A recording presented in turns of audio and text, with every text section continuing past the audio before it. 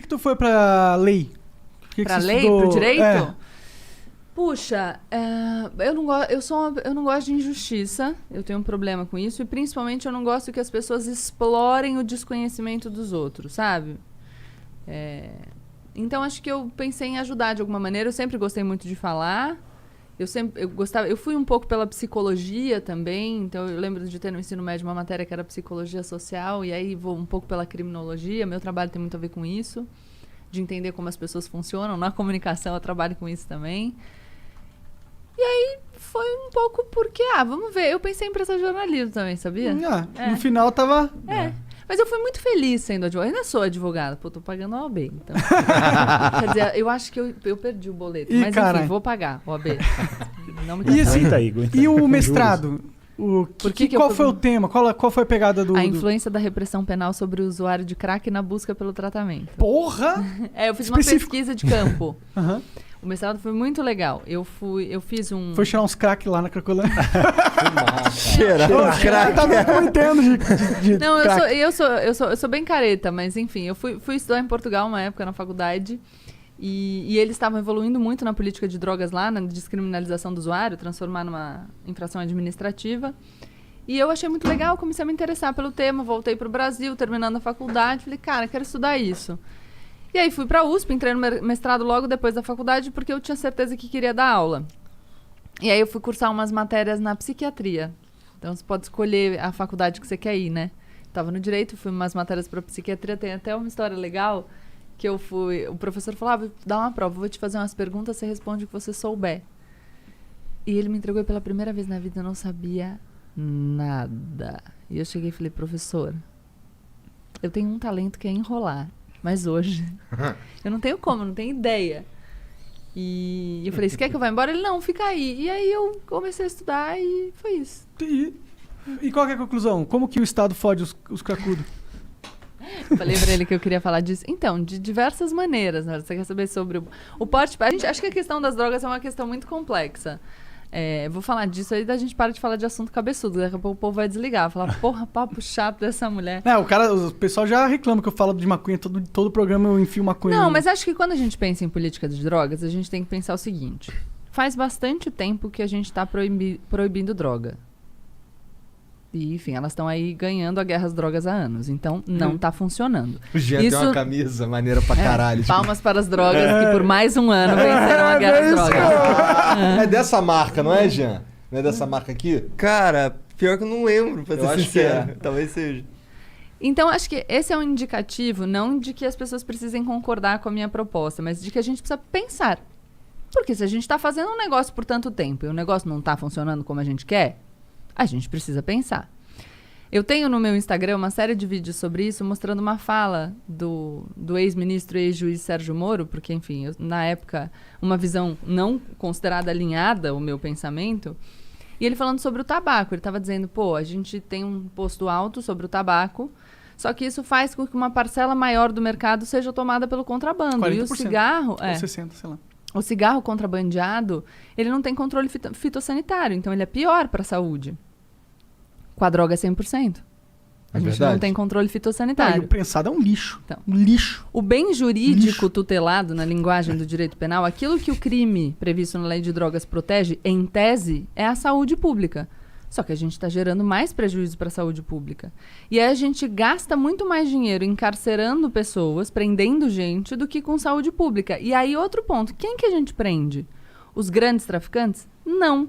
Porque eu queria trazer um livro, aliás, eu não achei em casa, o Sentenciando o Tráfico, do juiz Marcelo Semer, e ele vai mostrar que uma pequena parte das prisões é decorrente de investigação. O resto é policial militar na rua, prisão em flagrante. Você pega um cara jovem, primário, coloca na cadeia, cumprindo pena, e aí, enfim, ele acaba integrando uma das facções criminosas. Aqui tem o livro A Guerra, do Bruno Paes Manso, A Ascensão do PCC, fala um pouco disso. E você perde essa pessoa. Então, você, achando que você está combatendo violência, você acaba produzindo mais violência. É um contrassenso à política. Você dá material humano pro tráfico. Exatamente. Né? Porque o cara vai pra cadeia, já tem a ficha suja. Então, a questão é, a gente precisa pensar. Outra coisa, tempo de polícia. O uso de drogas segue sendo crime. Tá? Ele não é punido com pena de prisão, mas...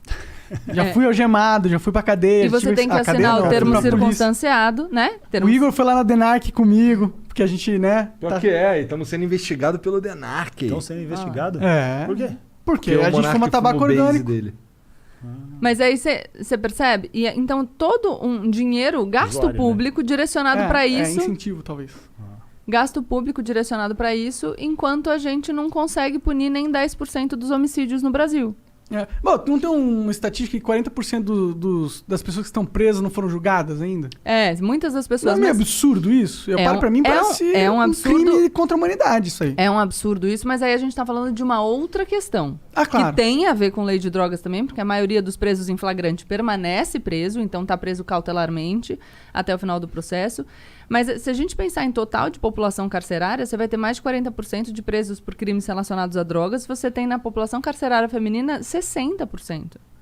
E, de novo, não é o grande traficante. Então, é uma peça substituível. Sim. O que eu tô falando nós estamos gastando dinheiro, a gente está gelo. gastando tempo de polícia e não está produzindo resultados. Então, a única coisa que eu enfim, defendo é que a gente pense com racionalidade. Cara, bora debater. Não precisa concordar comigo não, cara, mas não tá funcionando. Só que sem medo, não adianta a gente debater, tipo, não posso falar sobre esse assunto, porque a gente não sai do lugar. Bom, a gente conversando com o Eduardo Bolsonaro sobre essas paradas aí, ele disse que a principal razão pra ele ser... Não sei se era a principal razão, mas uma das razões pra ele ser contra, tipo, legalização ou descriminalização era que ia botar na rua um monte de gente, porque o cara não pode ficar preso por conta dessa parada de um crime que nem existe mais. Abolício crimes. E aí ele falou também que... Mas aí a questão é... Olha, eu sou contra a descriminalização porque vai botar na rua pessoas. Então você é contra a descriminalização porque você é contra que essas pessoas fiquem na rua, ponto.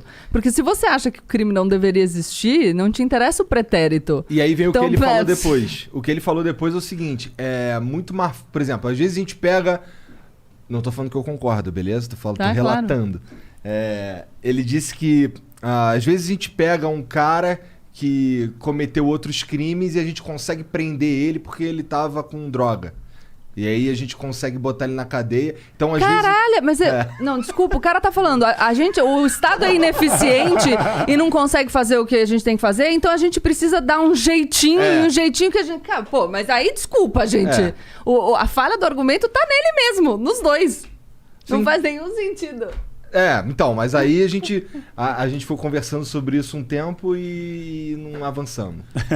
Mas... Que bom. É que não vai mudar a ideia do Eduardo Bolsonaro sobre drogas ao vivo num programa, né? Mas é importante a gente poder debater para as pessoas que estão escutando. Eu acho. Eduardo, talvez eu tenha falado merda, mas é isso que eu me lembro. Mas é muito complexo o assunto, né, cara? O foda é a galera, tipo, jogar qualquer coisa de orelhada sem estudar a fundo, porque é um assunto delicado demais, né? Mexe com a vida das pessoas. E outra, você não precisa dar um passo gigante. Eu aceito pequenos passos. Primeiro é uma coisa... Você não precisa... Não, e você não precisa descriminalizar. A gente não conseguiu ainda nem julgar o recurso que está no Supremo para descriminalizar a conduta de porte para uso pessoal.